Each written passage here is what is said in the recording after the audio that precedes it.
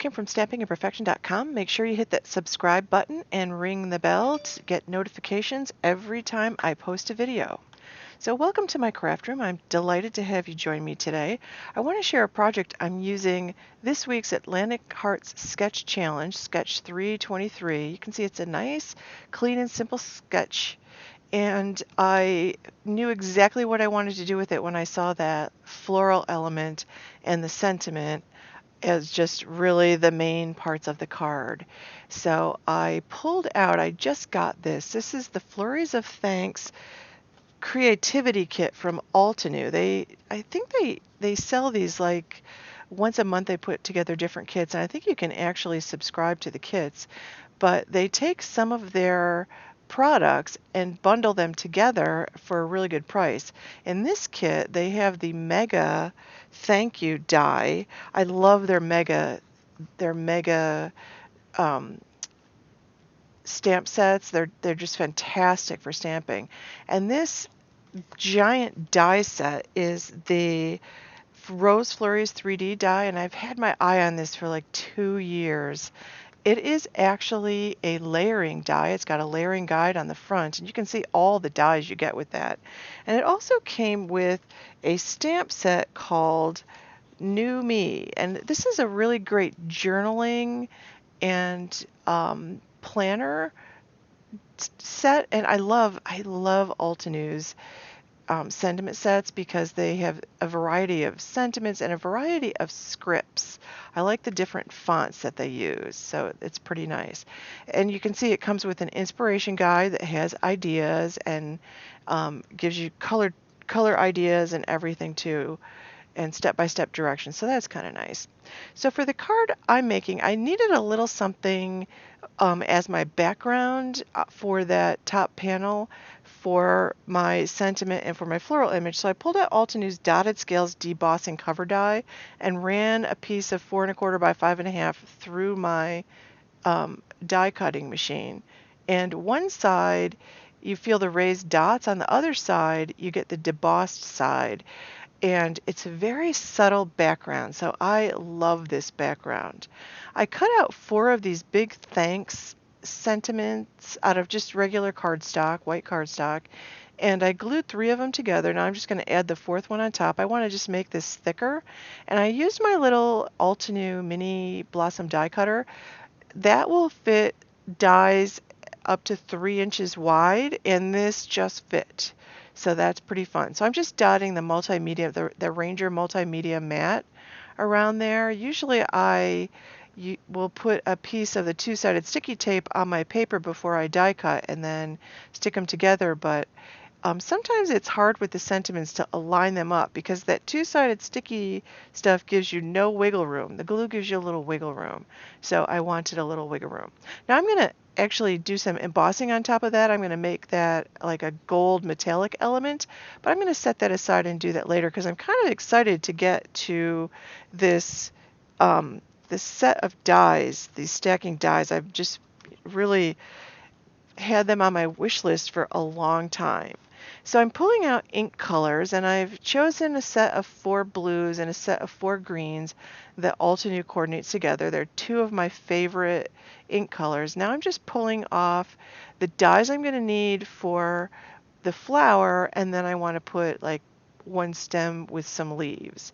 So I've got some just white scrap cardstock, and I need it to be 4 different colors because this is a layering die set, so I need it to layer together. So I'm taking the Galactic Stream and just wiping my ink pad across the one end of that white paper, and then I'm taking the next coordinating color in the set is Teal Cave, and I'm swiping that on the other. And aren't those colors gorgeous? I just love them.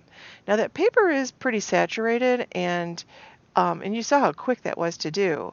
So the darkest color, according to, there's a little guide on the front of that Rose Flurries die paper that tells me that the base, the open one that looks just like an outline die, needs to be the darkest color. Then the next darkest color is the second one. And I actually picked up the wrong one here, and I'll fix that later.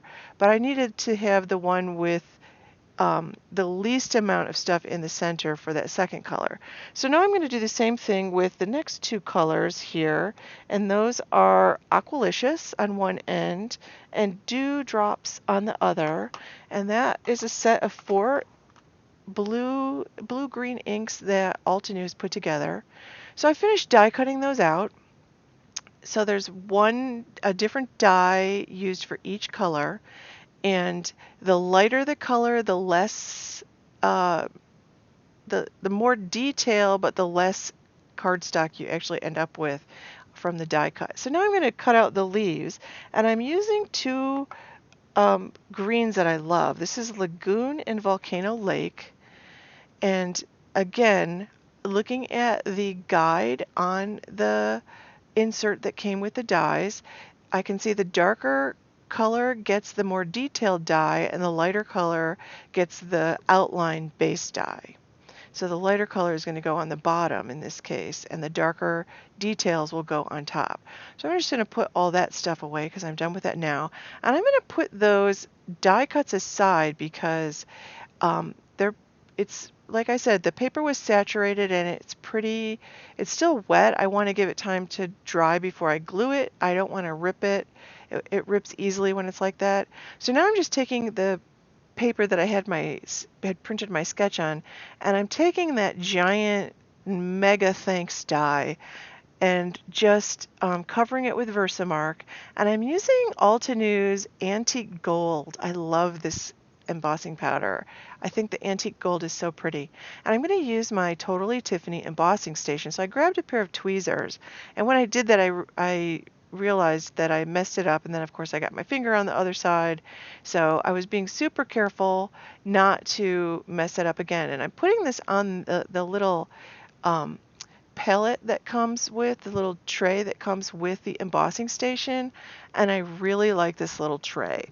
Now that's 4 layers of cardstock, so I don't have to clamp that down or anything. I do have my tweezers there if I need to grab it, but this embossing station enables me not to have to hold that heat tool, and I can just move the board around, and I really like this. It's easy to see, and it's just easy to do, and that little board heats up, so I think it helps actually in the whole embossing process.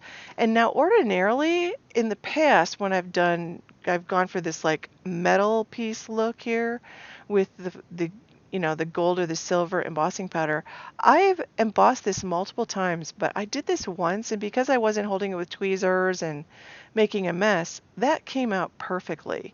Like, look how beautiful that is. It came out so smooth. That Altenew embossing powder is really fantastic. But I only had to do that once, so I'm just going to put that aside, and I'm going to clean that off. Now, if some embossing powder gets on that, you can just take like a hot wet cloth, and put on top of it and let it sit for a minute, and then the embossing powder will melt again and just wipe right off. So I'm thinking that I'm going to use one of the sentiments in this set. Now this set is really for planners and you can use some of them on cards, but I'm using the thanks sentiment. There really isn't anything that goes with it, but I'm going to just go with the best is yet to come, and I'm going to create this. So I pulled out my mini MISTI, whatever stamp positioner you have, you use. I'm inking it up again with Versamark, and I have that gigantic gold thanks, so I'm thinking I've got enough metal. So I'm going to use the pure white embossing powder from Altenew, and I really like this embossing powder.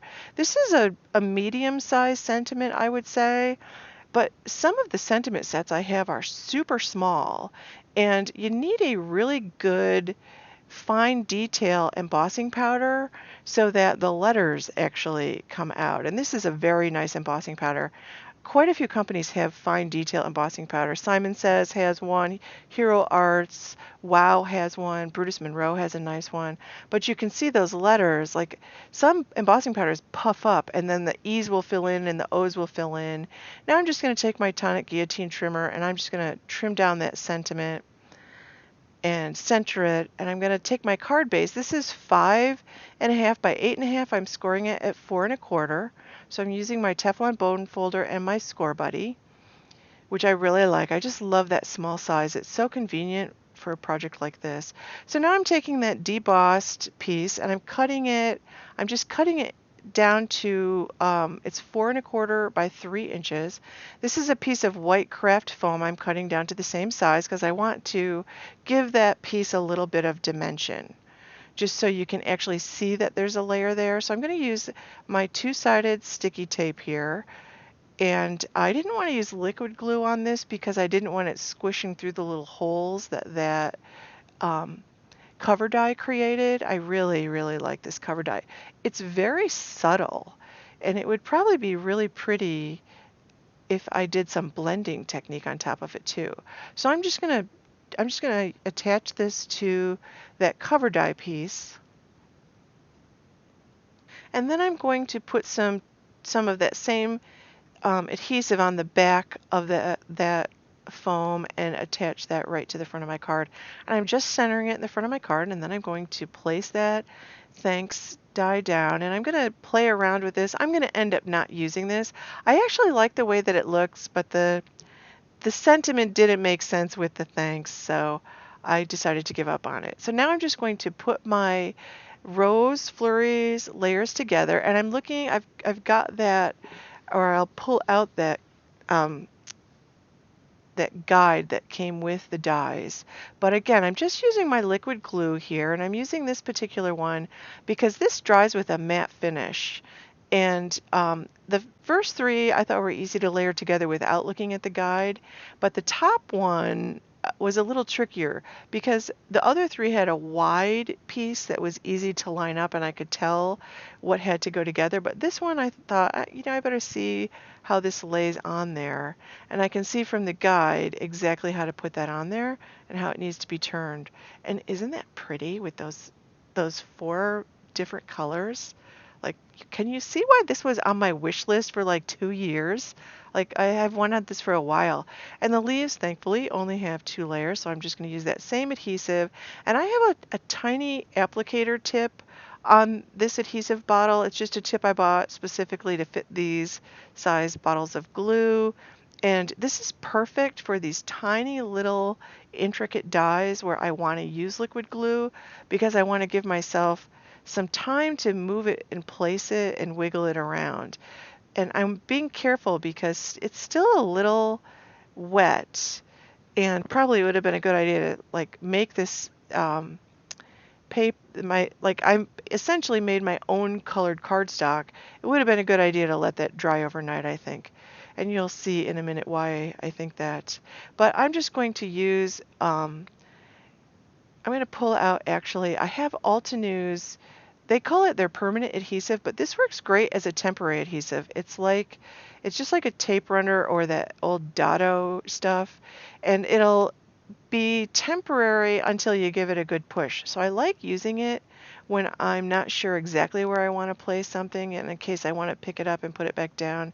But I got it the first time and then I gave it a good push. Isn't that pretty? Like, that's just so pretty. And since the sketch calls for the floral element to be toward the left, I'm going to go with that. And here you can see I'm using the same adhesive, but that leaf stem was actually quite fragile and still pretty wet. So I tore that, but it's no big deal because it pieces together really easily. So I'm just going to go ahead and put a little liquid glue on the next part and just stick it on, and you can't even tell that I ripped it. Yay, good thing. I'm so happy that I bought this die set, and it's actually pretty fun to make your own cardstock colors. I only needed little pieces, and I could make just exactly what I wanted and create exactly the card that I wanted to. So I'm really happy with it. And I'm still playing with that sentiment, hoping it will fit. But the sentiment really doesn't make sense with the thanks. So that didn't really work. There are some great sentiments that would work great on cards just without the thanks. So I added 3 small pearls. These are Studio Katia Arctic Breeze pearls, and they're sort of a shimmery iridescent white pearl, and I just put 3 pieces on there, and I actually really like the way that went with the sketch, and I'm very happy with the way it turned out. So you can see I've got lots of different techniques on that card, between the embossed sentiment giving me a nice metallic element, the making my own cardstock to create the layered dies and the floral element, and then the debossing on the background. I just really like the way that turned out. It's really fun to play with techniques. So thanks for watching. Stop on my blog at stampingimperfection.com. Make sure you give this video a like and share with your friends.